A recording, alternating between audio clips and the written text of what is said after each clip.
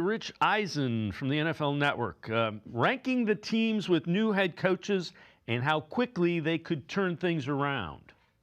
Number 9 on the list, currently with $3.2 million in cap space. I'm putting the Cleveland Browns here. I need to see what Deshaun Watson's going to look like for Todd Monken, because I'd be surprised if he doesn't start. What are they going to do on the offensive side of the ball? Defensively, Jim Schwartz is gone.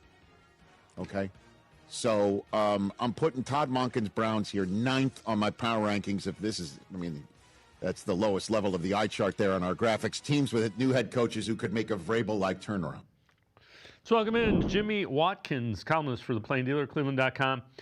Jimmy, I get the national skepticism. The one thing I would say is, of all those teams, the Browns have an elite unit in their defense. And most of the other ones are not quite there with an elite unit. It's true. You can point to one thing about the Browns and say that's a bankable commodity.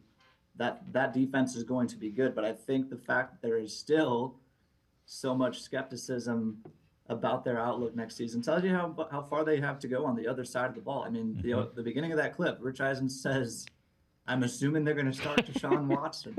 I'm not assuming that, but I'm also not ruling it out, which just illustrates the entire problem. And that's what we talked about when they hired Todd Monken, which is like, I don't know if I understand how they got here, but I'm open-minded to Todd Monken if they can find a quarterback. They just don't have anything close to an answer at quarterback right now. Shedeur Sanders had moments over the course of 7 games last year, but nothing that's selling me on, an all-pro future. Deshaun Watson, if we want to go down that road, is now a 30-ish-year-old quarterback coming off of not 1 but 2 Achilles surgeries, and maybe because he has less baggage, let's say, with this coaching staff than he did with the last one, there's still a chance. But even if it goes well, he's not under contract for 2027, so I don't know what you do there.